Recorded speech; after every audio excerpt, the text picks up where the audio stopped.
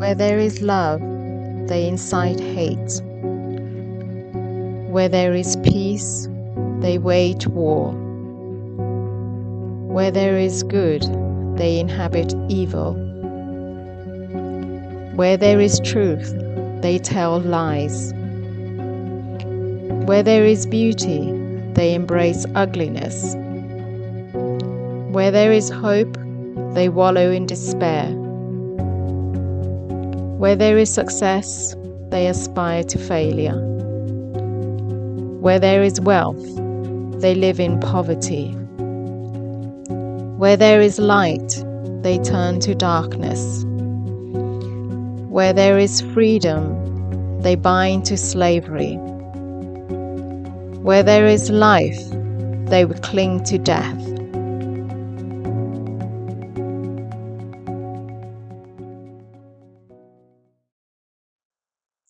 Hello and welcome to Alternative Viewpoint. I find myself once again returning to Cavendish Court to recount to you, dear listeners, the ongoing tribulations inside this building. The directors continue to wreck the building and threaten leaseholders who disobey their orders. The latest stunt involves Mammoth deciding that he would block the leaseholders who withheld their service charge from all meetings, communications, and participation in the management of Cavendish Court. His grudge against the leaseholders comes from the fact that we were disobedient and we did not show him the reverence and submission he expects for a man who holds the highest position. This podcast is part 1 of 2 to recount the latest crimes and misdemeanours by the directors and leaseholders. Note the images used in this podcast were taken between 2024 to 2026, after Mammoth and James took on the directorship. They do not illustrate the full extent of the problems because they were taken only at the times when I could attend Cavendish Court, which were once every few months. The video of the garden was taken shortly after all the plants were removed and the walls were jet washed. Unfortunately, the cleanliness was short-lived because it would not be possible for the wall to stay clean without English ivy covering it, and you can see this in subsequent images. The trees have so far remained intact after a battle of wills between myself and the directors. I would like to say thank you again for listening to this true account of Animal Farm. Let's get to the point about the meeting and the email from Mammoth about blocking people from meetings and from any meetings. That definitely isn't legally valid, is it? To block people from meetings. That's completely not valid. No, but they don't care. Like, they don't care. They're doing what? I mean, this is anarchy. You know, this building is total anarchy. They're making up their own rules. They're doing, you know, like I said, it's exactly like Animal Farm. You know, as long as people are paying their money, the directors will do whatever they want. And I think it comes down to ignorance, that people don't understand when something is wrong. Yeah. Like, it's not going to be until they have a disaster. And unfortunately, I do think that there's going to be some kind of disaster befalling this building before too long, because of so many things that they do wrong. And when you tell them, Mammoth's attitude is, I'm the director, I'm the supreme in this building, you don't tell me what to do. So he'll carry on. And because he's got his kind of 2 dogs, Shalane and James, and some of the others who support him, he thinks that he's doing the right thing, because he's very immature man. Like, I call him Mammoth Boy because he's so very immature. Emotionally, he's very immature. Intellectually, he's terrible. Like, intellectually, he doesn't even have a single brain cell. I mean, he can't do a single thing. Both of them, James and Mammoth, are dependent on the managing agent. They think that the managing agent know what to do, so they'll guide them. They will tell them what to do. But they don't understand that if you don't know what you're doing, how do you know that those people are telling you is correct? Do you know? They don't. They just accept what is being told to them without any question, because they don't know any difference. Mammoth suddenly decided out of nowhere to block people in the building because they haven't paid their service charge. Right. So how many people did that result in him blocking? About 2, me included. Mm-hmm. And then after that, he refused all communication Mm-hmm. with us. And being so vindictive, he wants to have the upper hand and the one who makes the decision in this building. And he says, I'm going to block people.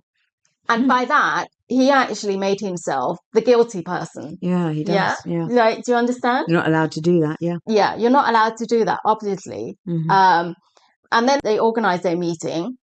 They didn't include me in it. So Well, they have to legally. They have to include. No, they you. didn't include me in the meeting. Mm-hmm. They didn't send me the meeting minutes. Mm-hmm. They didn't send me anything. But then suddenly, after the meeting, a few days after the meeting, I was sent this form, and I was told that I had to sign the form. Mm-hmm. And what was this form? This form is about the freehold, like Yeah. creating shares for the two new shareholders in the freehold company. Right. And I said to you, and I started looking, and it's like, why are you sending me this form? Mm-hmm. I wasn't in the meeting. I'm not liable to sign anything. Yeah. It's like I wasn't listening to how ignorant are they that they don't even understand that simple fact?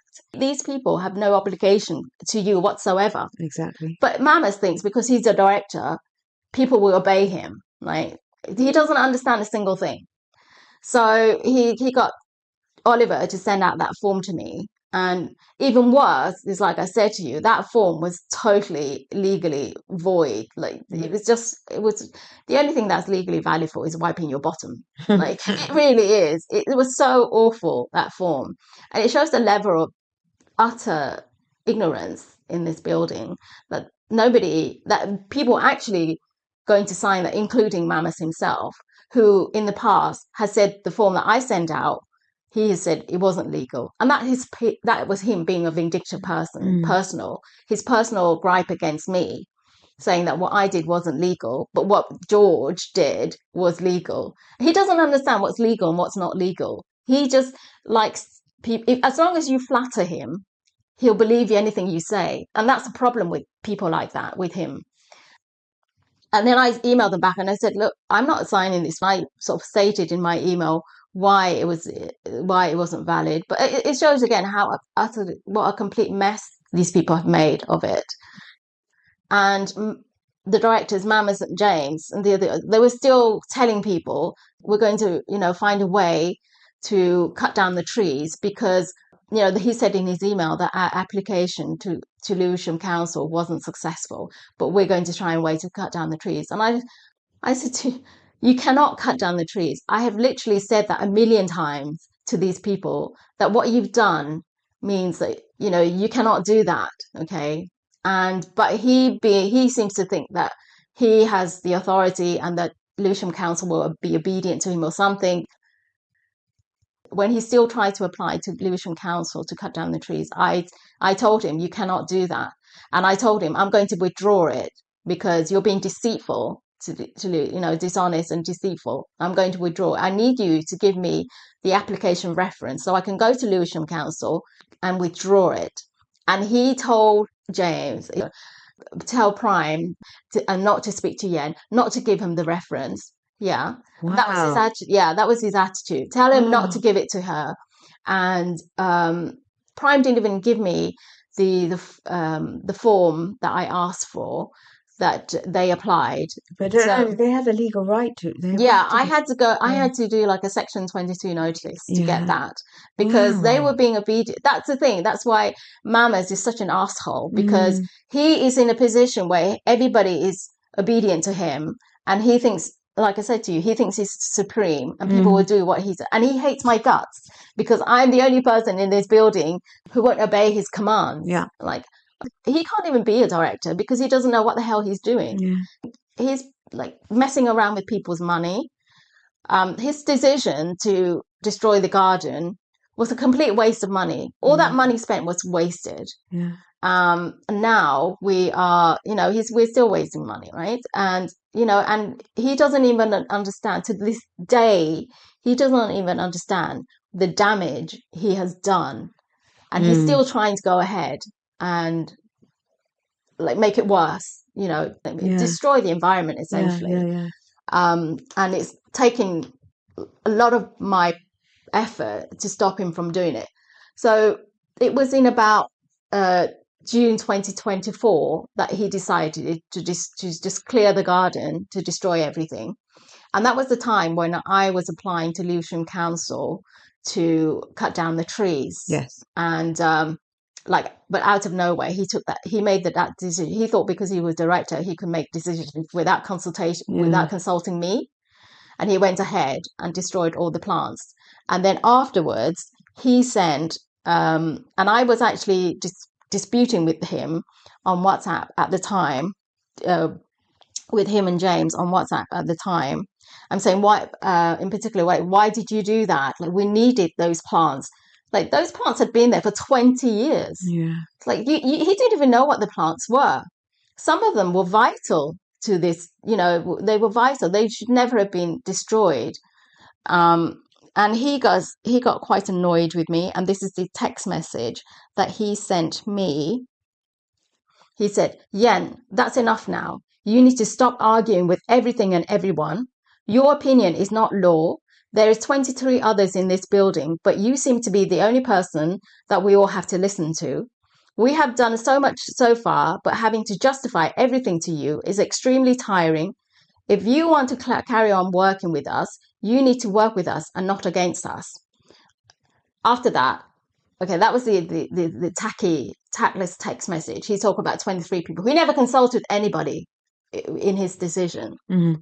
So that shows how arrogant he was.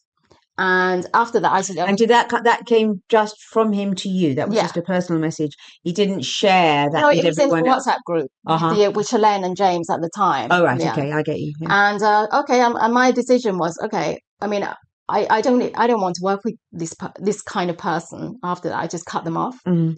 And this is an follow-up email that I sent him, because clearly he didn't have a single clue about what he did and how utterly destructive that decision was. Mm-hmm. So I sent this email because he thought at the time he was still thinking that we would still go ahead with applying for the tree with the application. Yeah. But we couldn't. So I sent this message. "Hello. In light of the fact that the plans for the garden have changed, I have decided that I will withdraw the planning application to remove the trees from Lewisham Council. To go through with the plan now would amount to dishonesty and deception, and I'm not prepared to do that. When I submitted the plan to the council, I had to spend a lot of time giving them reassurance that we were not going to destroy the environment. We had to sacrifice the trees in order to save the building. I made assurances that whatever we take out, we would put back, so as to not disturb the ecosystem. The council's primary concern is urban greening, wildlife, and CO2 emissions. The decimation of the garden meant that all of that is now not possible, and the garden is dead. Right? To remove the trees would mean a permanent depletion of oxygen and the atmosphere, which would contribute to global warming and the depletion of the ozone layer. The council has pre-approved the new design for the garden. In fact, when I told her we would be putting the English vines, the English ivy, along the wall of the underground car park and the bin house, she was ecstatic. She loved the idea. She wanted me to add more climbing plants to pergolas. The 70-foot wall of vines would ensure that oxygen loss from the trees would go some way in replacing the lost oxygen. That is what is important. I have been asked to consult a landscape architect or garden designer to prepare a plan for the revised garden proposals, showing proposed tree retention, proposed tree removals, new bike stands, barbecue area, climbers, etc. Since we will not be proceeding with this, then the right thing to do is withdraw the application.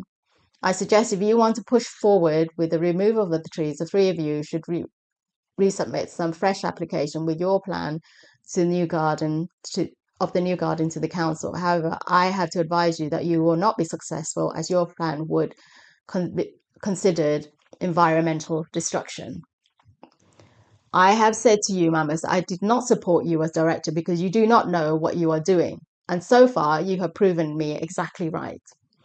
The way you have been doing things is haphazard and with no direction, no plan, no focus. You have not made the garden better. You have actually made it 100 times worse. Now it is dead zone, devoid of wildlife and greenery. You have destroyed perfectly healthy plants for no reason. Some of these plants could have been incorporated into the new garden.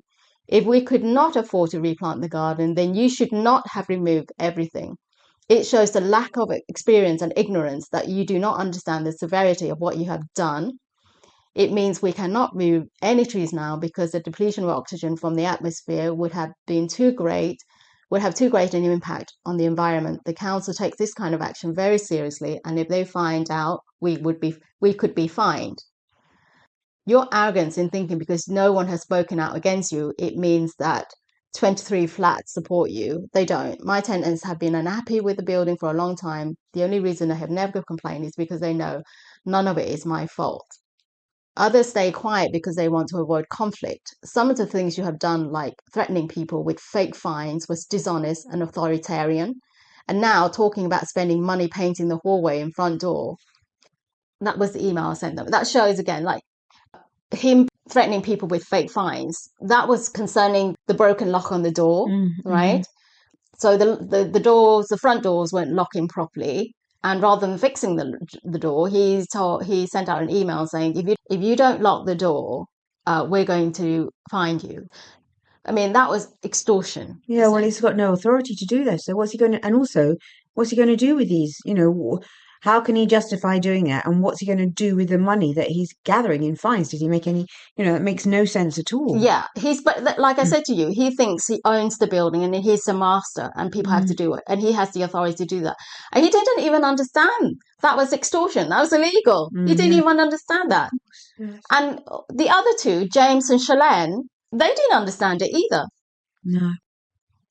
After I sent that email that I just read out, there was a meeting in July.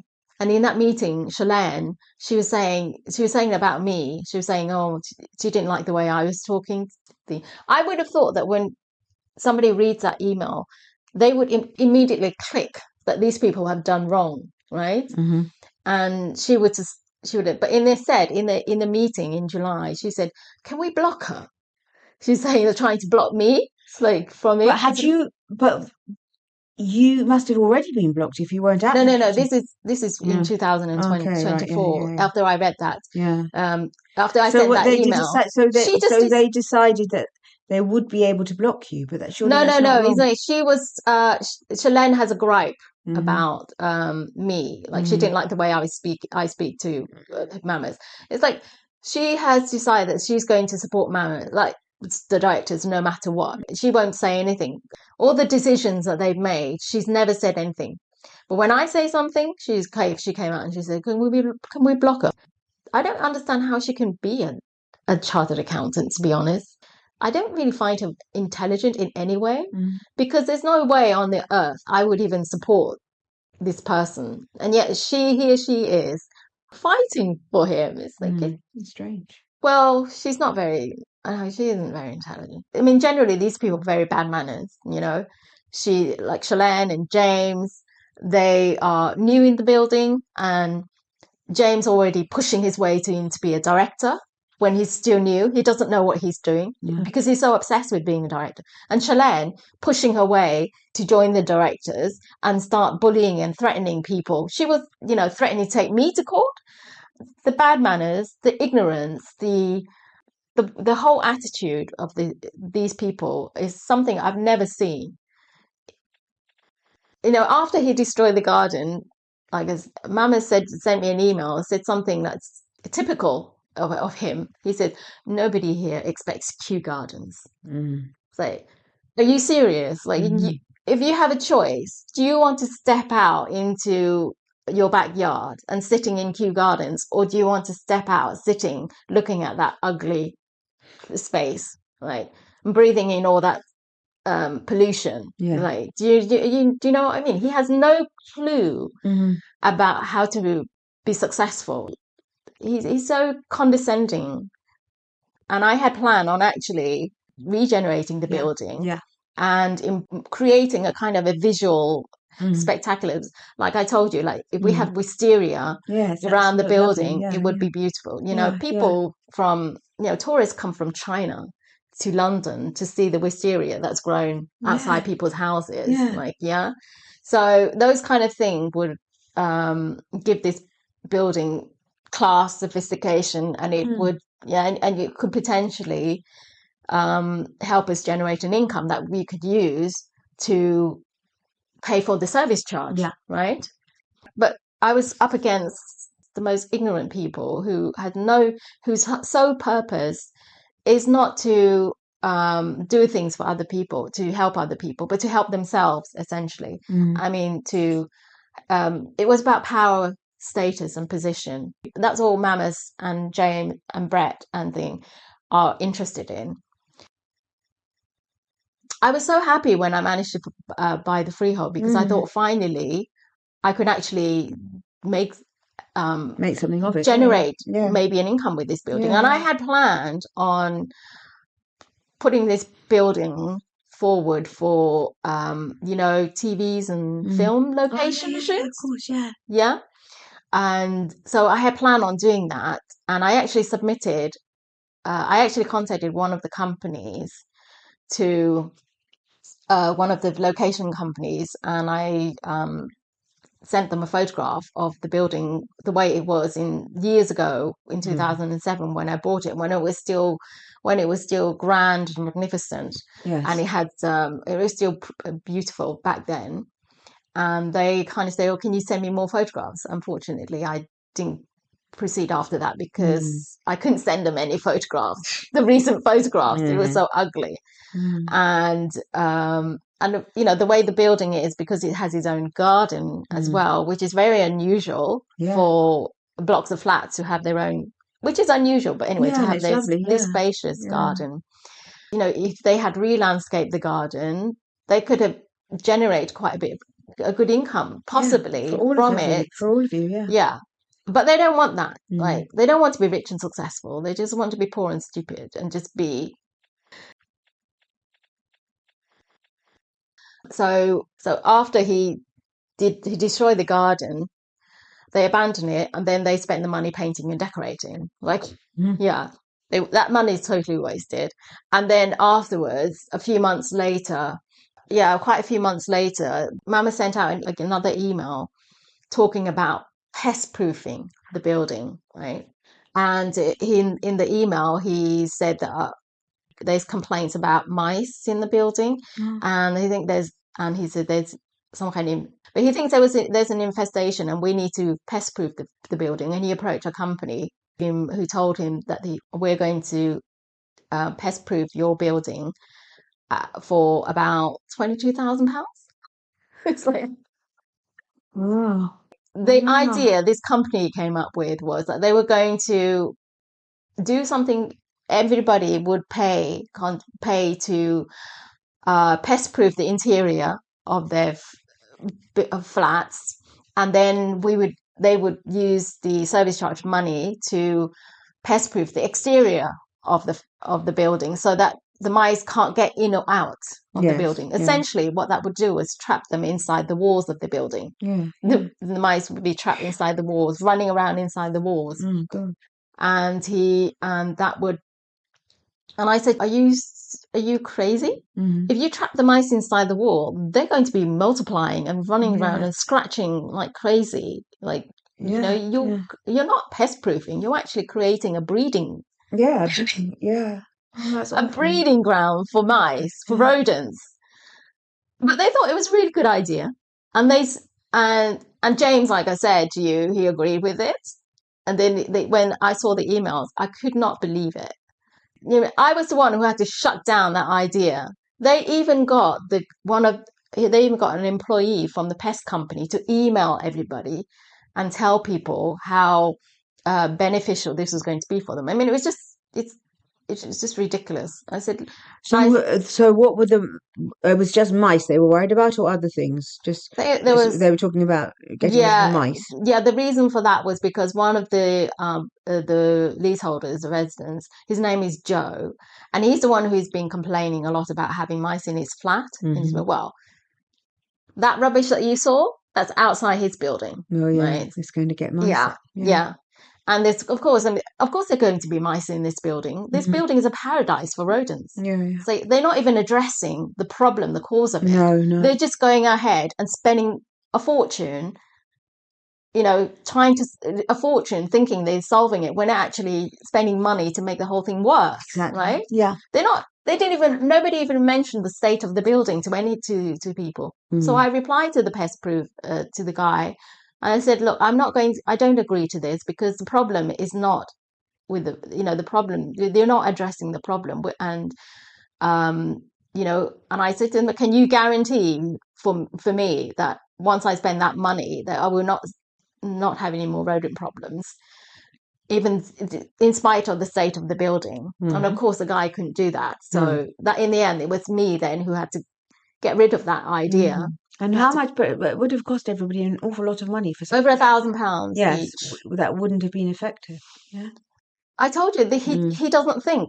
I don't even think he did anything. He just sent out an email.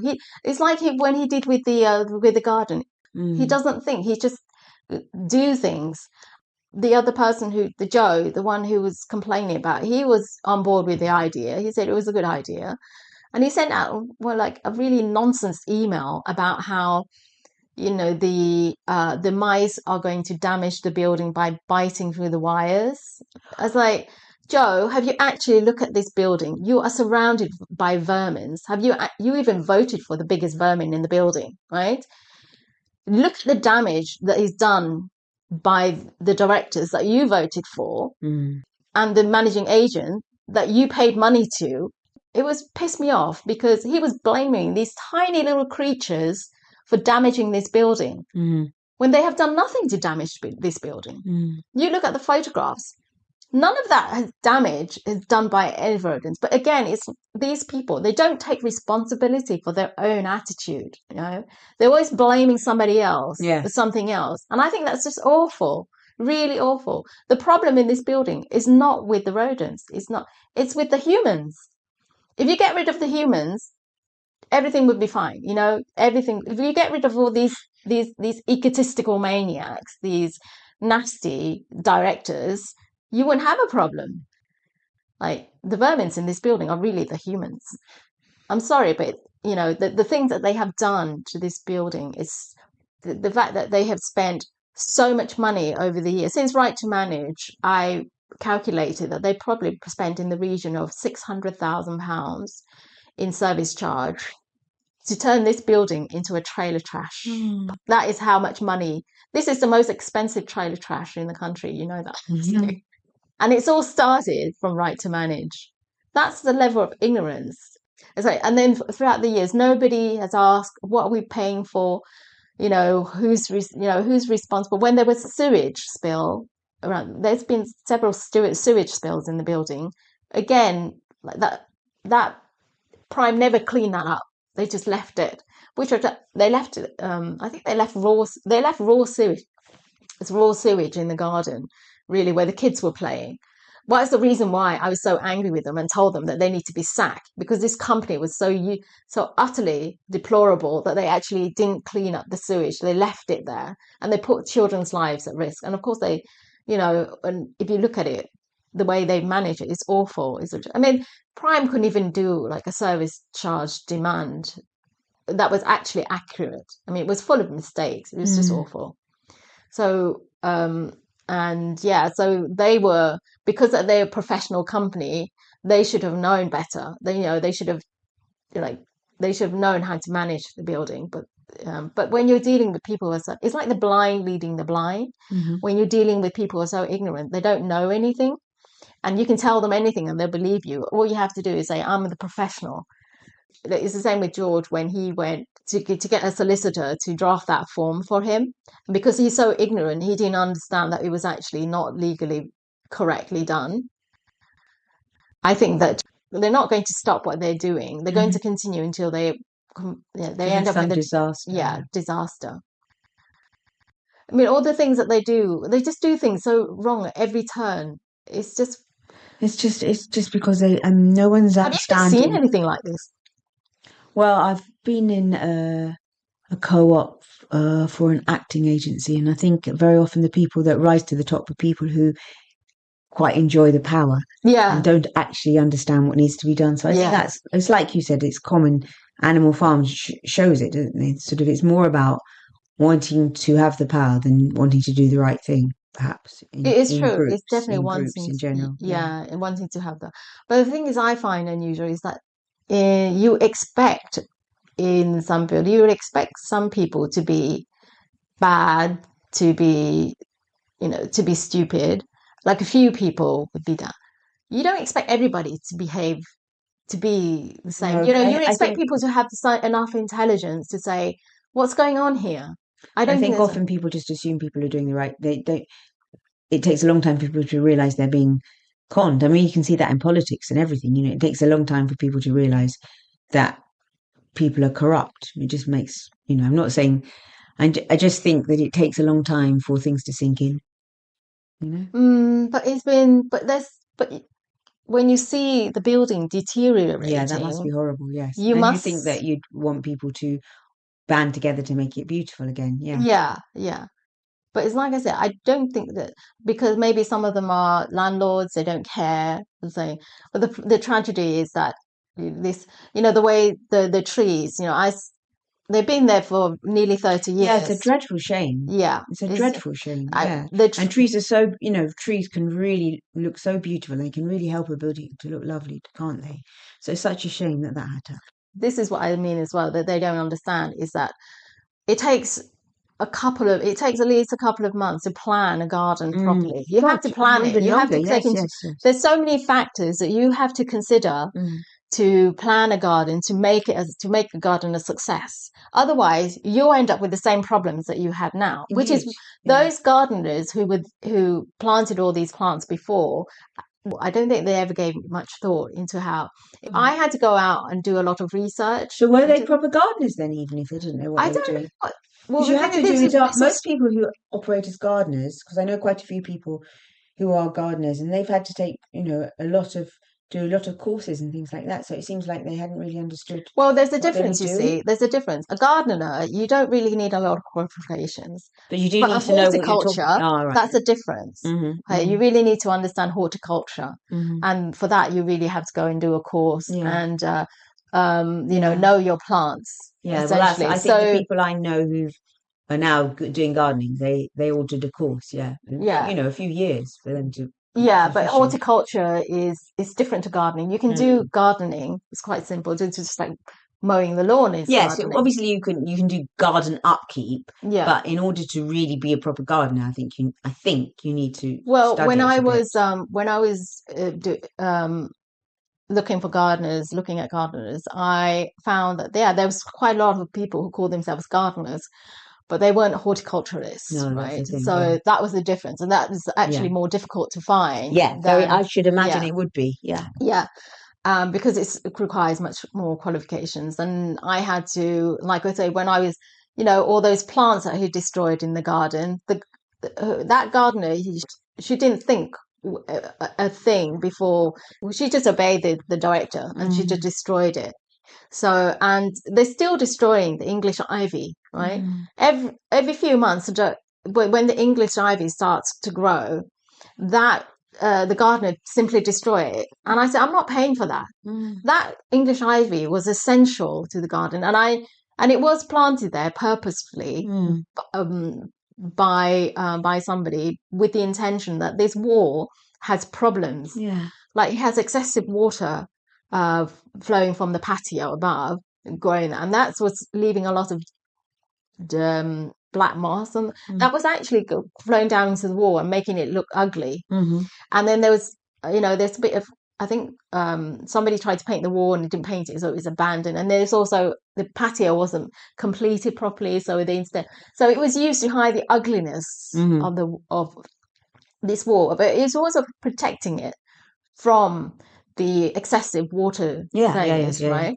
So this So the idiot, ivy was absorbing some of the water and being it was helpful. doing a beautiful job. It Yeah. was really doing a great job. Where there was English ivy, you will see like the wall was pristine. Like it, and I actually did I actually researched on this plant. Yeah. And this is the thing. Another thing is that they do absolutely nothing. I had to do like hours of research before I actually say do anything. So I researched on the English ivy. And it says that English ivy, the benefits of English ivy is that they protect the wall. They also conserve energy. So they act as a insulator Yeah. in the winter. Obviously, yeah. And they keep the building cool in the summer. So there was numerous benefits to these plants. For them to destroy it in such a it constitutes nothing but vandalism. And the fact that those three idiots and like Shalane being saying nothing, as I found, I mean, right to manage doesn't solve the problem. It never solved the problem because all you're doing is transferring power from one corrupt group of people to another corrupt group of people, and that's something that the government don't take into consideration when they're forming their policies. They're just making policies that they think is going to get them the most votes. On the surface, it looks like a solution. But in practice, like they've never put the policy into practice, right? They should do that before they actually roll out the policy. They should actually put that into practice. And this is one of the example of the most terrible failure of right to manage. As more people get into right to manage, we're going to see a lot more problems. They're essentially putting the responsibility on people who don't have the education to know how to do the job. Right? They're just making things up as they go along, and there's nobody in this building who's understand what they're doing. They don't understand when things go wrong. They don't understand when things go right. They just don't. They just see, and when it comes to directorship, they're just obsessed. The only thing that important understand is I want to be a director. Like that's the only thing they understand is they want to be the supreme in the building. Because it sounds good, but they're not prepared to do the work to be a proper good director. Yes. It's not that they're not prepared. It's just that they don't know how to do it. Don't know how to do it. Yeah. Okay, yeah. I mean, you have like Mamas doesn't understand what's legal and what's not legal. He doesn't understand anything. His whole sole purpose is to promote himself. Everything he does is about self-promotion. And also it gives him a certain kick to his ego to know that he's got all these people doing his bidding, all these people being obedient to him. He's the one who's telling the managing agent what to do, telling the gardener what to do. It's like, but no, he doesn't have that power. He just assumes that power. That's the difference. Yeah. He cannot tell people what to do. He cannot tell me to pay money. I'm not paying money for him to destroy a garden. He cannot tell me to do that. If he wants to do that, he can take it to court. And that's the thing, is that he's in a position where he can threaten people, and that scares people. And there are people in this building who are easily intimidated, like Mr. Sims, the pensioner. He doesn't want to pay the service charge. I said to him, don't pay. You don't agree with it, don't pay. But he's afraid that Mamas will send his dogs out after him. But from the sound of it, maybe he's right to be afraid. He's got the power to take people to court and threaten them like that. And for an 80-year-old pensioner, that's easily intimidated with it. Even with Simon as well, he's not happy with it. But he says, oh, if I don't pay, I'll get a fine, and he doesn't want to be fined. They have to do something about directors being held accountable for anything that they do wrong in the building. It will give them it will offer some kind of deterrent for people, because right now Mama seems to think that anything that goes wrong, we'll just pay for it. I'm not paying for it. I showed him what needs to be done, and he refused to listen because he thinks that he's a master, and he doesn't take orders from a minion